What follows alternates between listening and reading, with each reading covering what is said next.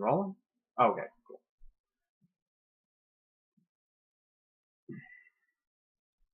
I'm gonna get situated first. What's kind of awkward? I don't know. Okay, fuck it. Let's do it. It's kind of cool. Okay. 1, 2, 3, 4, 5, 6. Hey everybody. It's your favorite celebrity journalism person. My name is The Truth Always First. I realize right now I do look like some of those photographs that are in the Bible where you see like shepherds. I got the fucking wool shit going on. I got a nice fucking bed sheet. I got a nice Mario situation on my face. And I got really nice glasses. Are they Gucci? Quite honestly, I'm not sure. These aren't mine. So, what I'm going to talk about today is serious. I know I opened that off as a light note thing. So, first I'm going to explain to you my credentials, why I'm posting these videos. Secondly, this comes from a real fucking place. I'm a celebrity journalist. I do two things well. I bust conspiracies, number one. Number two, I do celebrity journalism. I'm the fucking best at it. I know a lot of shitheads on these networks. They've got all the money.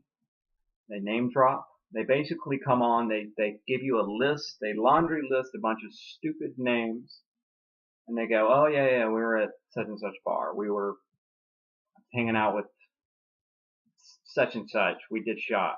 Just stupid shit. This is a list of names. That's not what I'm about. I'm about real stuff, real life, and when I notice a problem, which does happen in the acting community, because let's face it, these guys are like the gladiators of our time. We throw our money at them. We expect them to maintain like civility and like normal behavior, and we inflate their ego, and it gets out of hand. Throw cocaine in the mix. You throw sexual power in the mix. Shit can get out of hand real quick. So basically what I do is I use my role as a celebrity journalist to not only brush shoulders and get stories and bring you gossip, but also from time to time help. This is a multi-part series. It's about Ben Affleck, and it's done generally out of a generous will in my nature, and I do want to help him. He's out of control. He's hurting his family, his friends. He's hurt me. I've got a bruise. I got a bruise like on my shoulder. He shoved me because I went up to him.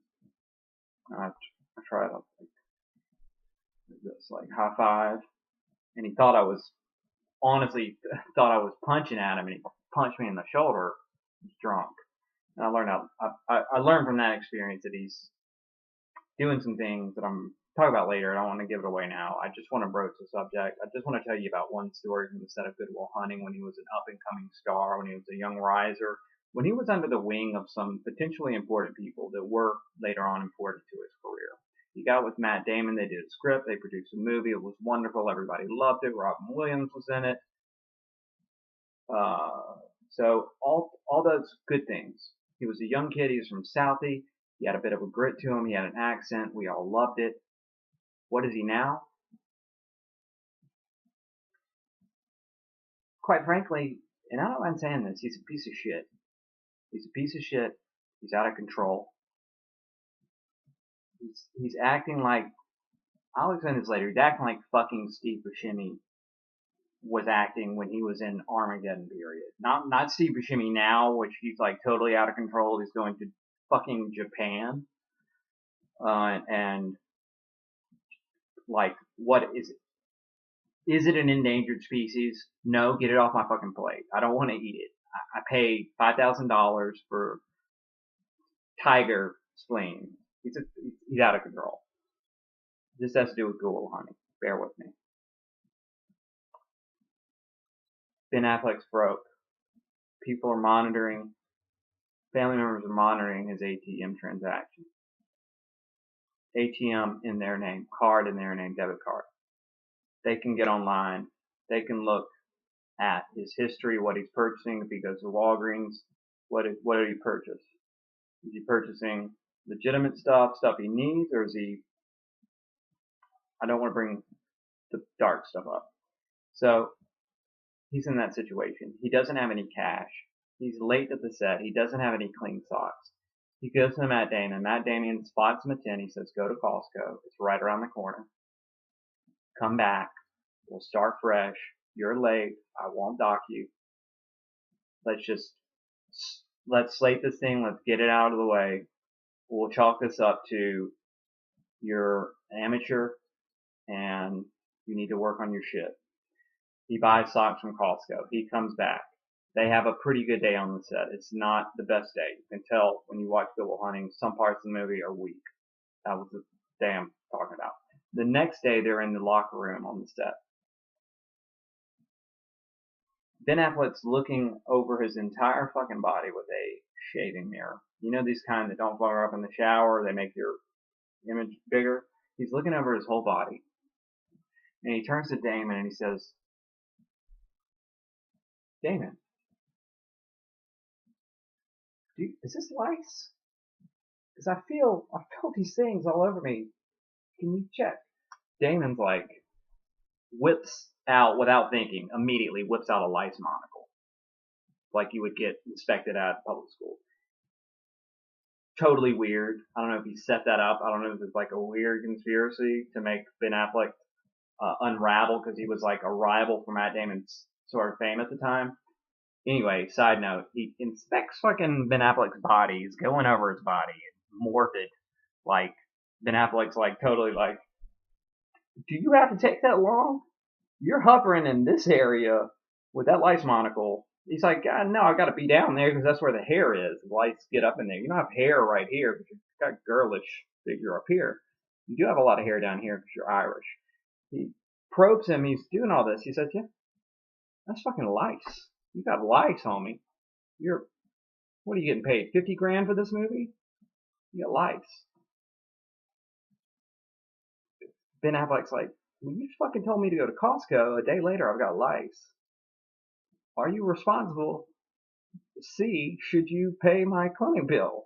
Matt Damon's like, yeah, I'll pay your clinic bill when you get the fucking check for making this movie. If we can get it out of the way, if you can quit fucking up, managing your money, so we don't have to make a fucking Costco run in the middle of shooting a set with Robin fucking Williams, who's a goddamn legend. Okay? So at the point in time when you get that shit handled, we can begin to talk about who's going to pick up your fucking clinic tab. Now you need to get that shit wrapped up. He ended up doing some kind of home remedy with yogurt and sterno. It got out of hand. A lot of the area around the genitals was burned, and he had to do some skin grafting. I don't really want to get into that. Be honest with you, I puked in my mouth and swallowed my own puke thinking about it earlier when I was viewing my notes of this. Didn't want to broach it out. Ended up doing it. Anyway, this starts a chain of events that unravels Ben Affleck's psyche and it's the origin of what has made him a Howard Hughes-esque megalomaniacal hater upon haters, God King, a man that thinks he can make a movie about a 70-year-old Batman fighting an invincible, young, buff, dashing Superman, and they're both wearing girls' clothing, and they're in a city that's fake. It's a lie. They're running around with girls' clothing on. Are you fucking stupid? You've done Good Will Hunting. You've done Armageddon. Do we really need to pull this bullshit right now? You can get an Oscar, but yet you're trying to be a fucking stupid. I dressed up as Batman when I went trick-or-treating, man. It's not a legitimate acting role. Jack Nicholson in Chinatown, that's legitimate acting. Orson Welles, legitimate acting. Batman's something that, what's his name, from Christopher Nolan movies does for blow money. Batman is not a legitimate role. It's a costume, it's girls' clothing. Be a man, buck up, take a legitimate role, impress me, because I'm your real fan base here. These stupid people that go into the movie theaters, they're impressed by Batman. They haven't seen Chinatown 50 times. So this is the beginning of it. Mini part series. Check out the other videos. I'm going to edit this one down. Hope it's not too long. Check it out. And also my style. I am bringing back what I'd call the photographs from the Bible. They're paintings or little watercolors. Some Bibles have, cheaper Bibles have color pencil. So this is like Old Testament meets Marilyn Monroe meets Mario Brothers meets the bed sheet. Enough said. Maybe. So, alright.